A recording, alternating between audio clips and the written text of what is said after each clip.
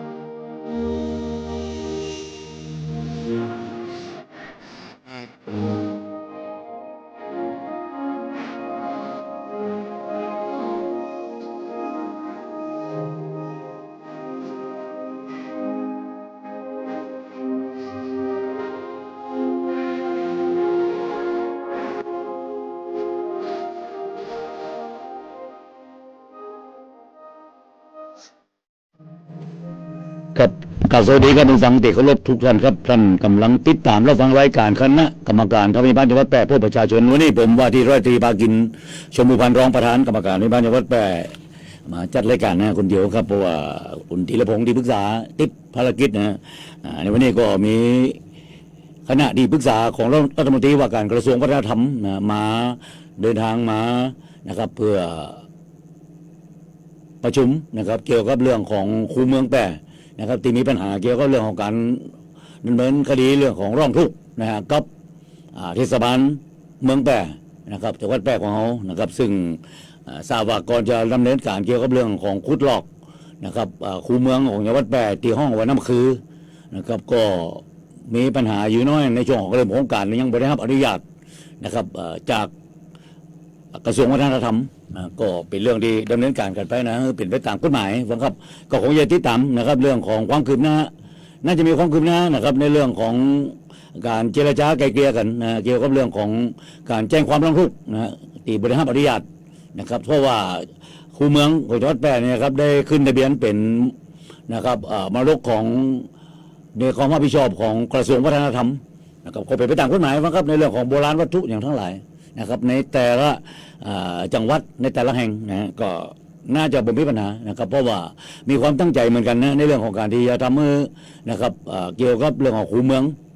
นะครับที่มีปัญหาเรื่องตื้นเขินนะครับในช่วงหลายปี 2-3 ปีที่ผ่านมาก็นะครับน้ำยมก็ขึ้นท่วมนะในเขตเทศบาลเมืองแพร่นะครับมาต่อเนื่องกันตั้ง2 ปีนะ2567 2568แล้วก็โมเน่ว่านะครับใน2569นะครับ68ท่วมเมื่อเดือนกรกฎาคมนะครับวันที่23ในส่วนของปี2567ท่วมในวันที่24สิงหาคม2567ก็คงจะต้องติดตามครับเกี่ยวกับเรื่องของฟ้าฝนทั้งหลายนะครับก็นะครับตามระเบียบสำนักนายกรัฐมนตรีที่ว่าด้วยคณะกรรมการธรรมาภิบาลจังหวัดใน77จังหวัดก็ได้ให้อำนาจและหน้าที่ของคณะกรรมการธรรมาภิบาลจังหวัดในการที่จะสอดส่องการปฏิบัติภารกิจของหน่วยงานของรัฐ และเจ้าหน้าที่ของรัฐฮือใจวิธีการบริหารกิจการบ้านเมืองที่ดีเป็นไปตามกฎหมายที่ว่าโดยพระราชกิจกานะครับประการที่2ก็แจ้งกับผู้ว่าราชการจังหวัดหัวหน้าส่วนราชการหัวหน้ารัฐวิสาหกิจหรือหัวหน้าหน่วยงานของรัฐที่เกี่ยวข้องในจังหวัดเพื่อดำเนินการตามอำนาจหน้าที่ในกรณีที่พบว่ามีการละเลยบ่ปฏิบัติตามกฎหมายระเบียบหรือข้อบังคับหรือในกรณีที่เป็นการทุจริตเป็นการแสวงหาประโยชน์ที่ควรชอบโดยกฎหมายนะครับนั่นคือความหมายของคำว่าการทุจริตติดตามการปฏิบัติตามมติของคณะกรรมการธรรมาภิบาลจังหวัดเผยแพร่ผลการปฏิบัติหน้าที่ต่อสาธารณะและนำเผยแพร่ต่อสาธารณะตามที่เห็นสมควรโดยเฉพาะหัวใจของคำว่ารัฐธรรมาภิบาลฟังครับเป็นไปตามพระราชกิจกาที่ว่าด้วยวิธีการบริหารกิจการบ้านเมืองที่ดีนั่นคือหน่วยงานของรัฐและเจ้าหน้าที่ของรัฐต้องปฏิบัติภารกิจให้เป็นไปตามกฎหมายเพื่อรักษาประโยชน์ส่วนรวมตลอดจนละเมิดสิทธิและเสรีภาพของพี่น้องประชาชนปฏิบัติภารกิจเพื่ออำนวยความสะดวกให้บริการและสนองความต้องการของประชาชนเพื่อประโยชน์สุขของประชาชนหน่วยงานของรัฐและเจ้าหน้าที่ของรัฐต้องปฏิบัติภารกิจให้เกิดผลสำเร็จมีประสิทธิภาพและมีความคุ้มค่านะครับเน้นตัวหนานะครับมีความคุ้มค่าในทุกโครงการทุกกิจกรรมที่ขับเคลื่อนจากเงินภาษีอากรของประชาชนในแต่ละปีงบประมาณปฏิบัติภารกิจโดยบ่มีขั้นตอนการปฏิบัติงานเกินความจำเป็นคือตันต่อสถานการณ์โดยเฉพาะเรื่องเกี่ยวกับความเดือดร้อนและความทุกข์ยากของพี่น้องประชาชนโดยยึดหลักการมีส่วนร่วมของประชาชนและการเปิดเผยข้อมูลอย่างโปร่งใสประการสุดท้ายมีการติดตามตรวจสอบและประเมินผลการปฏิบัติงานอย่างสม่ำเสมอและนำเผยแพร่ต่อสาธารณะนั่นคือหัวใจคำว่ารัฐธรรมาภิบาลฉะนั้นหน่วยงานของรัฐและเจ้าหน้าที่ของรัฐบ่จำกัดนะครับว่าจะเป็นหน่วยงานไหนก็แล้วแต่เอาบ่อยากจะเจาะจงไว้เป็นในแต่ละกระทรวงในแต่ละกรมหรือแม้กระทั่งในส่วนขององค์กรอิสระทั้งหลายรัฐธรรมาภิบาลเป็นรัฐที่น่าจะนะครับเกิดขึ้นนะครับในสังคมไทยของเรามีการตราในเรื่องสิ่งเหล่านี้เกิดขึ้นมาได้หลายปีนะครับเป็นไปตามนะครับระเบียบบริหารราชการแผ่นดินนะครับตั้งแต่ปี 2534 นะครับแต่ประเทศไทยของเรานะครับก็ยังลุ่มๆดอนๆนะครับกับการบังคับใช้กฎหมายตลอดจนในเรื่องที่เขายังบ่สามารถจะก้าวข้ามได้ในเรื่องของระบบอุปถัมภ์ที่สังคมไทยของทุกวันนี้นะครับมีมากมายนะครับที่เกิดขึ้นไม่ว่าจะเป็นในสื่อสารมวลชนไปจนถึงนะครับนักวิชาการทั้งหลายนะครับก็ออกมาในการที่ติติงนะครับจะบอกว่าเป็นการติเพื่อก่อก็ได้ฟังครับจะไปมองในมุมที่คิดว่าตินะครับเพื่อที่บดีเลยนะคงบ่ใจบางครั้งผมว่าผู้ปฏิบัติเองท่านเข้ามาเนี่ยนะครับบ่มีใครจ้างท่านเข้ามานะท่านตั้งใจและก็อาสาดีเข้ามาโดยเฉพาะข้าราชการการเมืองท่านผู้สมาชิกผู้ทรงเกียรติทั้งหลายท่านสมาชิกจะเลือกอย่างแล้วแต่นะฮะสสสวนะครับแม่การได้มาจะบทใจมาจากประชาชนโดยตรงก็แล้วแต่มาจะถึงในระดับจังหวัดนะฮะบอกว่าจะเป็นองค์การบริหารส่วนจังหวัดท่านสอบจผู้บริหารที่เป็นห้องนายกนะฮะมาเทศบาลนครเทศบาลเมืองเทศบาลตำบลมาถึงในระดับองค์การบริหารส่วนตำบลอบตนะครับก็เป็นการนะครับสมัครใจและอาสาเข้ามานะครับตีเข้ามาทำงานเพื่อพี่น้องประชาชนมีการเลือกตั้งนะครับกันเข้ามาโดยผ่านระบบการเลือกตั้งคือคณะกรรมการการเลือกตั้งนะเป็นไปตามกฎหมายทั้งหมดฟังครับมีกฎหมายรองรับทุกตัวแต่สิ่งที่เกิดขึ้นทั้งหลายเมื่อได้นะครับผ่านการคำว่าสอบได้ไปทำหน้าที่ของท่านแล้วบทบาทและหน้าที่ของท่านได้ทำหน้าที่ของท่านอย่างสุจริตนะครับโปร่งใสซื่อสัตย์ตรวจสอบได้หรือไม่เป็นสิ่งที่สังคมนะครับติดตามตรวจสอบแล้วก็ล่องเรียกหาในสิ่งที่เกิดขึ้นนะสิ่งเหล่านี้ผมคิดว่าในภาคประชาชนมันคงบ่จบเพียงแค่การเลือกตั้งนะครับแล้วก็เข้าคูหาเลือกตั้งแล้วก็มอบอำนาจให้กับตัวแทนท่านสมาชิกผู้ทรงเกียรติทั้งหลายนะครับแล้วก็ไปดำเนินการตามกฎหมายนะครับมีการเลือกตั้งมีการแต่งตั้งนะครับผู้บริหารทั้งหลายนะครับในระดับประเทศก็จากสสความเห็นชอบไปแต่งตั้งคณะรัฐมนตรี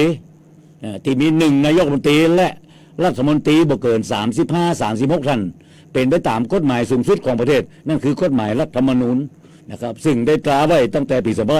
2560แต่ยังมีการแก้ไขเพิ่มเติมแต่จริงๆแล้วกฎหมายรัฐธรรมนูญเป็นกฎหมายสูงสุดนะฮะกฎหมายอย่างทั้งหลายจากห้องพระราชบัญญัติจากห้องพระราชกำหนดกฎกระทรวง นะครับเอาอย่างนั้นแล้วแต่ถ้าคัดกับกฎหมายรัฐธรรมนูญซึ่งเป็นกฎหมายสูงสุดของประเทศกฎหมายนั่นจะบ่มีผลบังคับใช้ยิ่งดีเกิดขึ้นท่านั้นผมจะบอกว่าผู้ที่บังคับใช้กฎหมายนะครับในหลายๆฉบับว่าจะเป็นพระราชบัญญัติอย่างแล้วแต่ประมวลกฎหมายอาญาประมวลกฎหมายแพ่งและพาณิชย์ที่มีการนะครับตราขึ้นมาผ่านสมาชิกสภาผู้แทนราษฎรนะครับแล้วก็มาบังคับใช้ครับนะครับคนที่อยู่ในประเทศไทยของเราทุกคนนะครับโดยเสมอภาคเสมอหน้ากันโดยเท่าเทียมกันนะครับเป็นไปตามกฎหมายที่ได้รับรองไว้โดยรัฐธรรมนูญแห่งราชอาณาจักรไทยในขณะนี้เขาใจปี2560นะน่าจะมีการแก้ไขเกิดขึ้นนะครับก็น่าจะเป็นปี2570นะครับที่น่าจะมองจะเห็นเป็นรูปธรรมที่ชัดเจนฟังครับก็หลายเรื่องครับที่มาอู้ให้ฟังนะครับเรื่องหนึ่งที่ผมคิดว่าเป็นเรื่องที่วันนี้สังคมไทยเขาเพื่อหาทั้งหลายผมคิดว่านะครับคนที่มาทำหน้าที่ตรงนี้นะครับตีขับเคลื่อนนะครับโดยกลไกของภาครัฐเองซึ่งจะมีหน่วยงานของรัฐและเจ้าหน้าที่ของรัฐในทุกภาคส่วนนะครับจะห้องเป็นข้าราชการนะครับจะตำแหน่งอย่างหนังก็แล้วแต่นะครับถ้าเป็นข้าราชการประจำไล่มาตั้งแต่ปลัดกระทรวง41ลงมาถึงรองปลัดกระทรวงนะฮะ40มาจนถึงระดับอธิบดี40นะครับรองอธิบดีนะ49มาในระดับจังหวัดถัดเทียมกับอธิบดีก็คือผู้ว่าราชการจังหวัดนั่นคือระเบียบบริหารราชการแผ่นดินในส่วนภูมิภาคประกอบไปด้วยจังหวัดซึ่งมีผู้ว่าราชการจังหวัดมีรองผู้ว่าราชการจังหวัดแล้วก็ประกอบไปด้วยในฝ่ายปกครองไม่ว่าจะเป็นปลัดจังหวัดแล้วก็ตีห้องตั้งน้ำหลังตำแหน่งตั้งหลังดินโดยด้วยคำว่าจังหวัดเนี่ยฟังครับนั่นคือในส่วนของนะครับส่วนภูมิภาคมาจนถึงในระดับอำเภอแต่ละอำเภอก็จะมีนายอำเภอนะครับเป็นผู้บังคับบัญชาสูงสุดของอำเภอนะครับติดตามไปด้วยปลัดอำเภอวงเล็บอาวุโสนะครับนอกนั้นก็จะเป็นปลัดอำเภอนะครับเป็นหัวหน้างานทะเบียนนะครับที่เขาไปติดต่อเกี่ยวกับเรื่องของการทำบัตรประจำตัวประชาชนไปนะครับแจ้งย้ายเข้าย้ายออกในทะเบียนบ้านนะครับซึ่งเป็นไปตามนะครับกฎหมายนะครับที่ว่าโดยทะเบียนราษฎร์ในสิ่งที่ขึ้นทั้งหลายทั้งปวงฟังครับก็นี่คือกฎหมายรองรับถึงหมดแต่สิ่งหนึ่งที่ผมคิดว่านะครับบ้านเมืองเขายังพายเรืออยู่ในอ่างยังไปบ่ถึงไหนก็เพราะในระบบราชการในหลายเรื่องโครงสร้างนะครับที่มันเกิดขึ้นมาบ่ฮู้สักกี่สิบปีที่ผ่านมาถ้ามานับในระบอบประชาธิปไตยฟังครับ2475เขาจะครบนะครับ2575นะครับในแห่งประมาณบ่ถึง6ปีทั้งนั้นฟังครับที่จะครบ100 ปีสำหรับระบอบประชาธิปไตยนะครับที่เกิดขึ้นในประเทศไทยของเขานะครับที่เปลี่ยนผ่านมาตั้งแต่นะครับสมบูรณาสิทธิราชย์นะครับตั้งแต่รัชกาล7นะครับที่ได้นะครับพระราชทานนะครับรัฐธรรมนูญและได้กำหนดวันที่10 ธันวาคมของทุกปีเป็นวันรัฐธรรมนูญของประเทศไทยของเขาในสิ่งที่เกิดทั้งหลายผมคิดว่านะบ้านเมืองของเขามันจะต้องไปเป็นไปในทิศทางที่ดีขึ้นหลายเรื่องครับที่นำมาอู้ฟังผ่านทางรายการนี่ได้ความมีจิตสำนึกว่าบ้านเมืองของเขาต้องมีการเปลี่ยนแปลงนะครับไอ้ตัวบุคคลเนี่ยมันนะครับเปลี่ยนแปลงไปนะล่มหายตายจากไปนะครับจากสังคมจากประเทศของเขาไปนะครับแต่สิ่งที่เกิดขึ้นนะนั่นคือคนรุ่นใหม่นะลูกหลานเหลนโหลนของเขานะครับที่จะต้องเติบโตมาแล้วก็มาฮับในเรื่องของการทำภารกิจในเรื่องหน้าที่นะครับจะเป็นในระบบราชการเองระบบเอกชนอย่างทั้งหลายทั้งปวงนะครับแม้กระทั่งในส่วนของภาคประชาชนเองจะห้องเป็นภาคประชาสังคมจะห้องเป็นภาคอย่างก็แล้วแต่ฟังครับผมว่าวันนี้นะครับโครงสร้างของประเทศไทยผมคิดว่ามันถึงเวลาที่คงจะต้องปรับเปลี่ยนในลักษณะของระบบอุปถัมภ์ซึ่งเขาบ่สามารถจะก้าวข้ามเรื่องของรวยกระจุกแต่ความยากจนกระจายเขาจะแก้ปัญหานี้จะได้ฉะนั้นนะครับคนที่คิดว่ามีความเป็นอยู่ที่ดีขึ้นเป็นระดับเศรษฐีมหาเศรษฐีทั้งหลายซึ่งรวยกระจุกจนกระจายนะครับคำว่านะครับรวยยังมีความปอทั้งหลายวันนี้ผมว่าจะต้องเป็นบทพิสูจน์บทหนึ่งนะครับของตัวบุคคลบอกว่าจะเป็นอยู่ในวงตระกูลอย่างก็แล้วแต่มันเขาไม่ใช่เป็นเรื่องของการด้อยค่าเป็นเรื่องของการดูถูกดูแคลนอย่างทั้งหลายนะครับแล้วไม่ใช่เป็นเรื่องของการอิจฉาริษยาฟังครับมันเป็นเรื่องที่จะต้องมาแบ่งปันนะฮะแล้วก็เพื่อแผ่คือครับนะคนในประเทศไทยของเขานะครับยังเท่าเทียมกันเพราะประเทศไทยของเขาจะอ้างเป็นระบอบประชาธิปไตยแต่ลักษณะ ไอ้ที่จนบ่สามารถที่จะลืมตาอ้าปากได้นะครับหาเจ้ากินค่ำนะครับแทบจะบ่สามารถที่จะยืนยัดอยู่ในสังคมได้ในหลายๆเรื่องของรายจ่ายนะครับมันบ่สมดุลกับรายรับรายได้นะครับเรื่องของประกอบอาชีพผมคิดว่าคนไทยเนี่ยนะครับฟังครับบ่ว่าจะอยู่ในหมู่บ้านในตำบลในอำเภอหรือในจังหวัดไหนก็แต่คนไทยเนี่ยนะครับโดยเฉพาะภาคเกษตรกรรมเป็นคนที่ขยันท่านฟังจะเห็นนะตอนนี้นะครับฟ้าฝนเริ่มมาแล้วท่านจะเห็นว่านะครับมีการไปเตรียมในเรื่องของท่องนาทั้งหลายบ่ว่าจะเป็นแม้กระทั่งอยู่ในหุบเขาทั้งหลายนะครับซึ่งจะได้มีการปลูกข้าวทั้งหลายผมว่านี่คือความขยันนะของ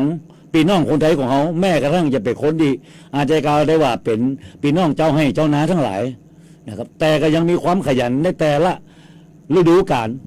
นะฮะของการฤดูของการปลูกข้าวนะครับบ่ว่าจะเป็นพืชไร่พืชสวนทั้งหลายแต่เขาเห็นอยู่นะครับเขาโพดในเรื่องของถั่วลิสงอย่างทั้งหลายถั่วเหลืองทั้งหลายก็แล้วแต่นะครับในพืชไร่นะครับแม้กระทั่งเรื่องของอ้อยนะครับซึ่งเอามาใช้ในการนะครับผลิตนะครับในเรื่องของน้ำตาลทั้งหลายที่เขาเห็นกันอยู่ฟังครับแม้กระทั่งมันสำปะหลังเอามาใช้ในเรื่องของผลิตเกี่ยวกับแป้งเรื่องของอาหารสำเร็จรูปของเลี้ยงสัตว์ทั้งหลายผมคิดว่าพี่น้องคนไทยนะครับในคนส่วนใหญ่ของประเทศไทยของเขาเนี่ยเป็นคนที่มีความขยันนะครับแล้วก็ตั้งใจเพียงแต่โอกาสของเขานะครับในเรื่องของราคาพืชผลเกษตรกรรมทั้งหลายผมถึงบอกว่าในภาครัฐเองครับจริงๆแล้วก็เป็นตัวแทนที่เขาไปทำหน้าที่ของท่านที่ท่านเลือกเขาไปนั่นเองนะครับไปเปลี่ยนจากคำว่าเป็นผู้แทนเป็นสสไปเป็นผู้บริหารมีอำนาจในการกุมนโยบายบังคับใช้กฎหมายนะครับคือกับหน่วยงานของรัฐที่ขับเคลื่อนจากเจ้าที่ของรัฐในทุกภาคส่วนในทุกกระทรวงทุกกรมที่เกี่ยวข้องเพื่อทั้งนี้ทั้งนั้นนะครับเพื่อจะบริหารในหลายเรื่องนะครับเรื่องความอยู่ดีกินดีเรื่องของระบบสาธารณูปโภคเรื่องระบบของอุปโภคบริโภคทั้งหลายราคาสินค้าทั้งหลายนะครับสินค้าทั้งหลายเหล่านี้ฟังครับที่มีการผลิตขึ้นมามันเป็นรายได้รายรับของภาครัฐนั่นคือเกี่ยวกับเรื่องของเก็บภาษีสรรพากรนั่นคือภาษีมูลค่าเพิ่มในสินค้าทุกตัวที่เขาไปซื้อกันมาใจมากินทั้งหลายฟังครับมันจะบวกได้ภาษีมูลค่าเพิ่มอยู่ในขณะนี้อยู่ 7% ดังนั้นใน100 บาทภาษีที่เก็บเข้าสู่ในส่วนของภาครัฐเองนะในกระทรวงการคลังจะเป็นกรมสรรพากรกรมสรรพสามิตทั้งหลายซึ่งเก็บภาษีเกี่ยวกับภาษีแอลกอฮอล์ภาษีอย่างทั้งหลายที่เราเห็นกันอยู่และแม้กระทั่งกรมศุลกากรภาษีขาเข้าขาออกทั้งหลายนะครับนี่คือรายได้ของรัฐตีในแต่ละปีงบประมาณ1 ตุลาคมจนถึง30 กันยายนของทุกปีนะครับจะมีการเก็บภาษีในปีงบประมาณปีนึงนะหลายแสนล้านบาทนะครับแล้วเอามาตั้งเป็นงบประมาณที่เขาเห็นกันอยู่นะครับแล้วก็คืนในส่วนนี้ไปให้กับหน่วยงานของรัฐและเจ้าหน้าที่ของรัฐได้ดำเนินการในแต่ละโครงการหลายกิจกรรมที่เห็นอยู่แม้กระทั่งนะครับเงินการตอบแทนเงินเดือนของเจ้าหน้าที่ของรัฐในทุกภาคส่วนในทุกกระทรวงทบวงกรมก็แล้วแต่ฟังครับจังหวัดอำเภอทั้งหลายจะเป็นอย่างก็แล้วแต่ที่เป็นว่าเป็นเจ้าหน้าที่ของรัฐหรือวงเล็บคำว่าข้าราชการของแผ่นดินไทยเนี่ยนะครับก็นะครับเป็นเงินเดือนนะครับตีหับแล้วก็ได้มาจากภาษีอากรของพี่น้องประชาชนนะครับสิ่งที่เกิดขึ้นทั้งหลายครับเขาเห็นอยู่แล้วครับนี่คือผมฉายภาพที่เห็นว่าภาพรวมมันเป็นที่แต่สิ่งในบ้านเมืองของเขายังไปบ่ถึงในเรื่องความเสมอภาคความทัดเทียมความโปร่งใสในการทำงานทั้งหลายมันจะเข้าอยู่ในลักษณะรวยกระจุกและจนกระจายเขายังบ่สามารถจะก้าวข้าม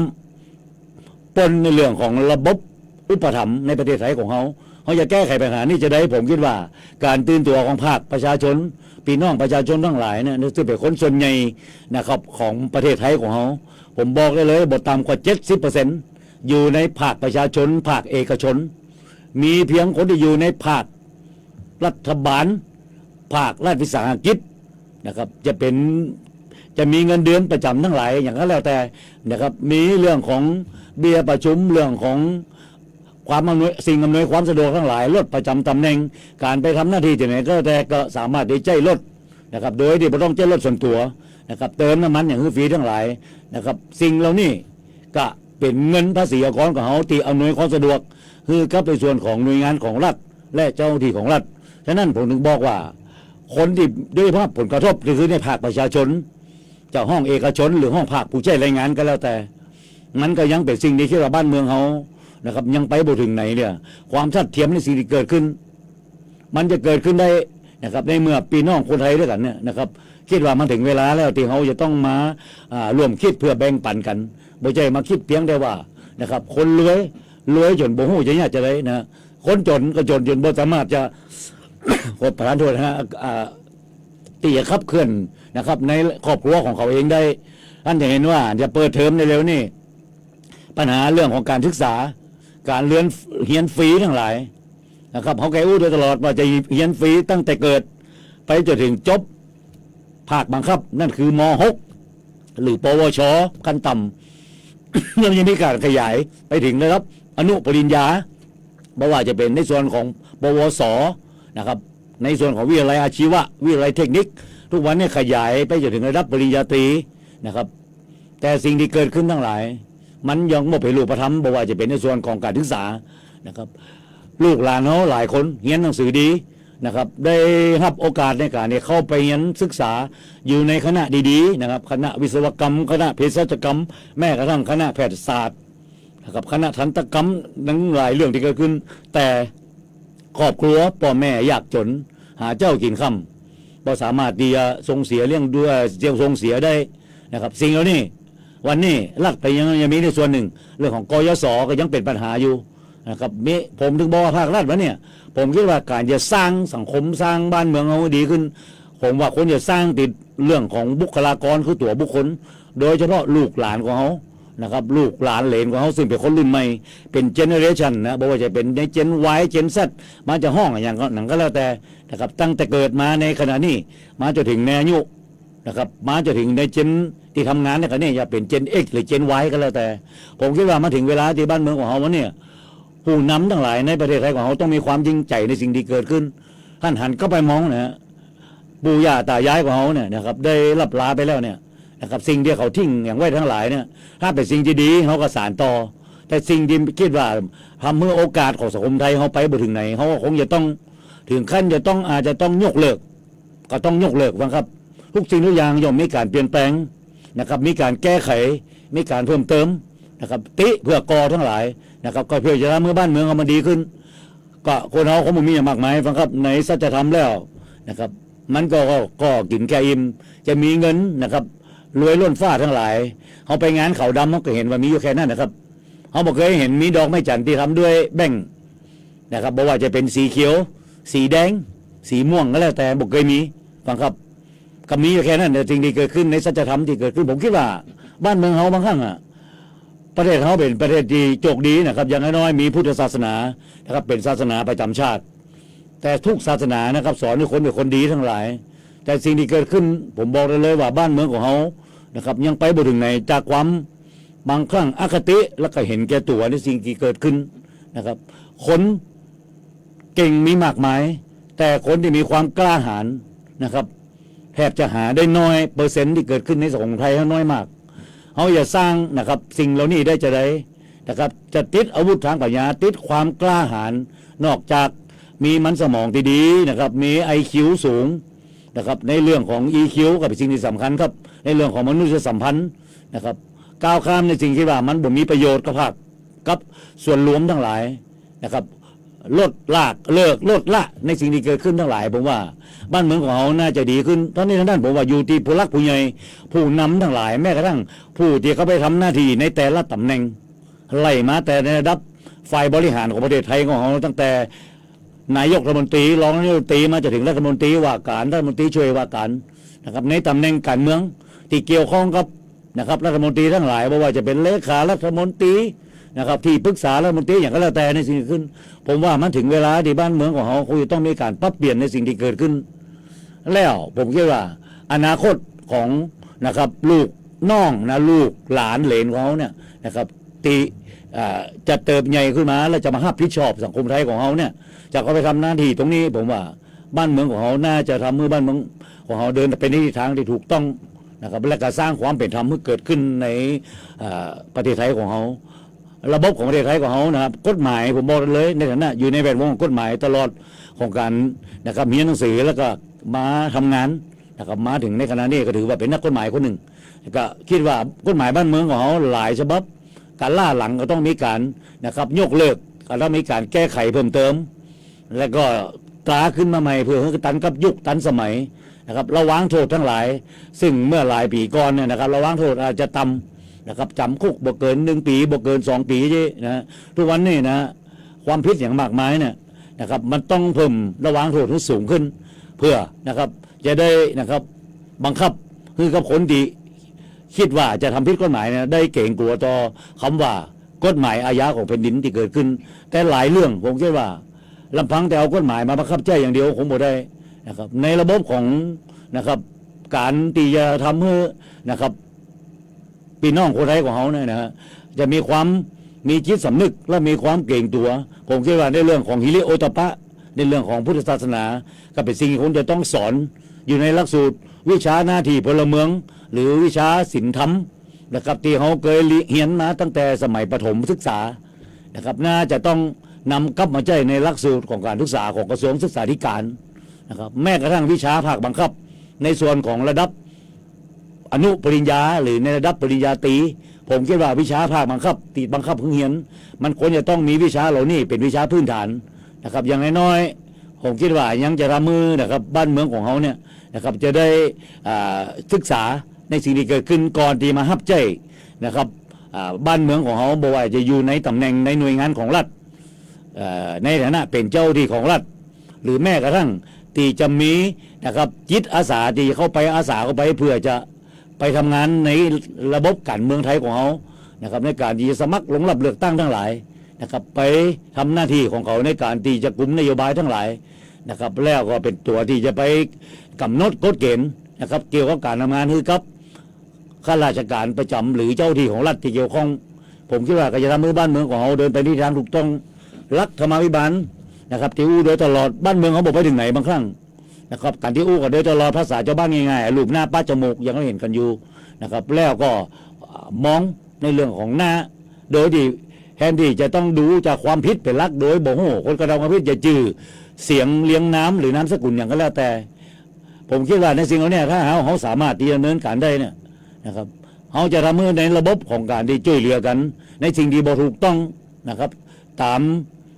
กฎหมายหรือแม้กระทั่งบ่ถูกต้องตามทำนองของธรรมทั้งหลายในที่เกิดขึ้น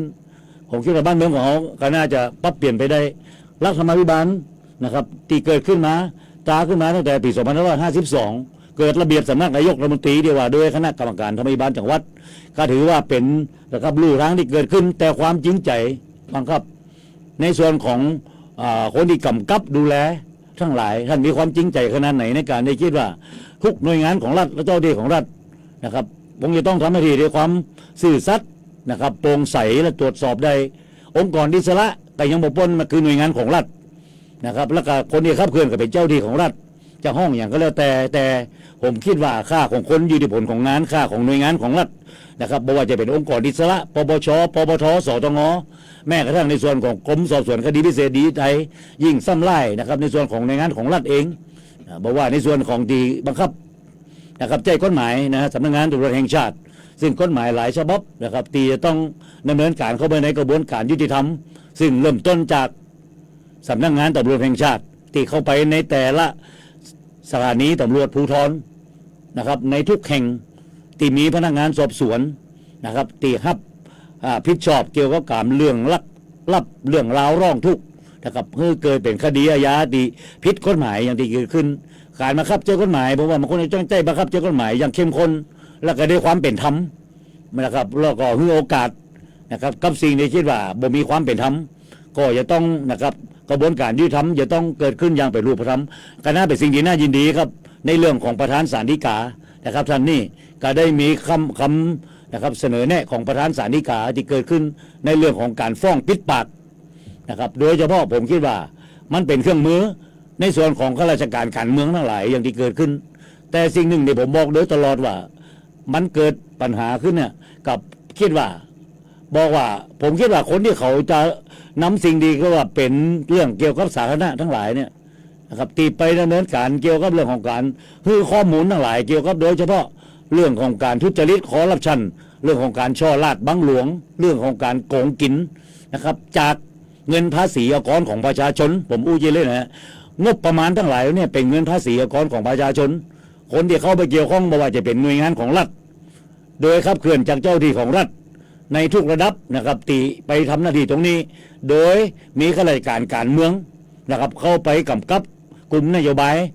ในแต่ละโครงการจากงบประมาณราชการนะครับที่เกิดขึ้นในแต่ละปีงบประมาณหลายแสนหลายล้านบาทอย่างที่เกิดขึ้นผมคิดว่าคนที่จะมีผลกำไรได้ก็คือผู้รับเหมาผู้รับว่าจ้างตามสัญญานะครับเมื่อเหงื่อออกก็ย่อมจะต้องมีการแรงเป็นเรื่องปกติการลงทุนย่อมมีกำไรหวังครับแต่สิ่งที่เกิดขึ้นนะครับมันยังมีการดีต้องมีการมีเงินทอนมีเงินใต้โต๊ะนะครับมีสองข่าวเกิดขึ้นโดยตลอดนี่คือความเป็นจริงที่เกิดขึ้นในสังคมไทยนะครับเฮาบ่ต้องมาอ้ว่ามันเป็นสิ่งดีมันว่าอายใจหรือไม่เนี่ยผมถึงบอกว่าคนที่เกี่ยวข้องกับงบประมาณนะครับหน่วยงานของรัฐองค์กรอิสระทั้งหลายปปชการตรวจสอบเป็นสิ่งที่ต้องเกิดขึ้นกับหน่วยงานของรัฐที่ขับเคลื่อนจากเจ้าที่ของรัฐในทุกระดับข้อหาเรื่องของการล่ำรวยผิดปกติของเจ้าหน้าที่ระดับสูงตีระดับเป็นหัวหน้าคนเนี่ยจะต้องยื่นนะครับบัญชีทรัพย์สินและหนี้สินของท่านรวมทั้งคู่สมรสถ้ามีสามีหรือภรรยารวมทั้งลูกนะครับจะเป็นหญิงหรือชายติยังบรรลุที่ภาวะอายุไปถึง20 ปีทุกวันเนี่ยนะในเรื่องของกฎหมายปปงนะกฎหมายการฟอกเงินยังก้าวล่วงไปถึงบุคคลใกล้ชิดด้วยซ้ำแต่ผมนึกว่าหน่วยงานแล้วเนี่ยการมาคับใช้กฎหมายของท่านวันนี้ผมบอกว่ามันถึงเวลาที่ภาคประชาชนของเขาเนี่ยจะต้องตื่นตัวในสิ่งที่ต้องคือข้อมูลและจีไปยังหน่วยงานที่บังคับใช้กฎหมายนะครับการอู้ในภาคประชาชนบางครั้งมันคงบ่ใจเป็นการด้อยค่าในการทำงานของหน่วยงานของรัฐและเจ้าที่ของรัฐทุกหน่วยงานก็แล้วแต่นั่นสิ่งที่เกิดขึ้นแต่มันเป็นสิ่งที่จะเป็นการดีจะบ่งบอกว่าค่าของคนอยู่ที่ผลของงานค่าของหน่วยงานของท่านก็อยู่ที่ผลงานของท่านนะครับถ้าท่านยังทำงานโดยลักษณะที่บอกว่าพรรคพวกระบบอุปถัมภ์รูปหน้าป้าจมูกอย่างที่เกิดขึ้นยังเห็นว่านะครับยังอยู่ในเขาว่าเป็นคนอยู่ในแวดวงของเขาว่าเป็นเจ้าที่ของรัฐเหมือนกันผมบ่อยากนะครับสังคมไทยมองว่า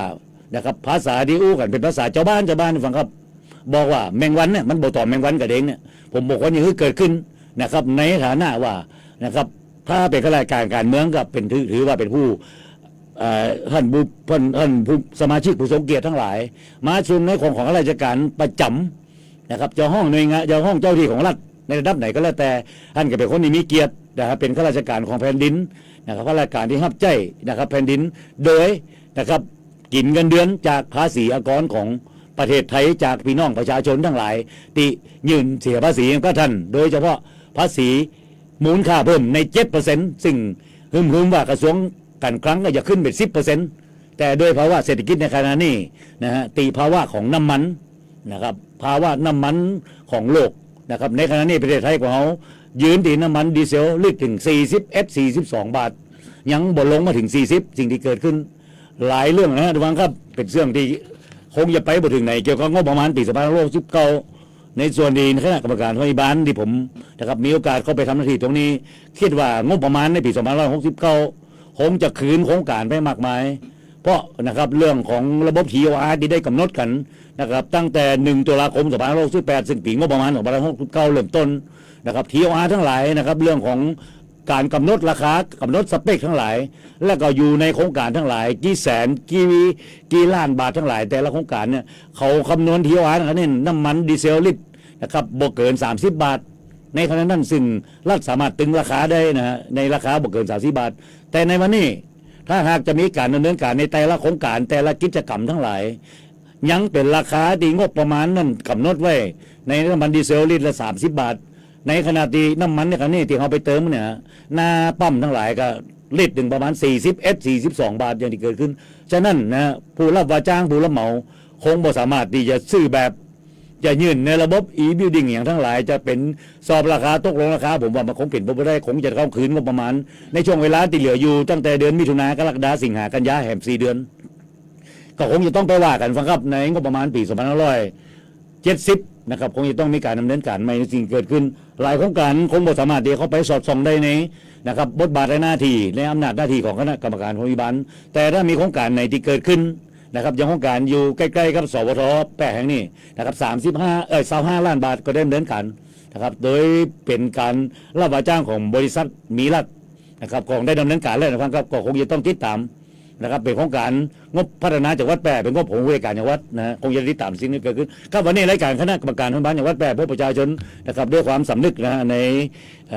ความเป็นคนไทยครับผมนะทนายภาคินชมพูพันธ์รองประธานกรรมการทบบ้านจังหวัดแปะขอนำรายการข่าวร้ายไว้กับครับไปป้ายกับครับในวันเสาร์ที่6 เดือนมิถุนายนเดือนที่6ครับสำหรับวันนี้สวัสดีครับ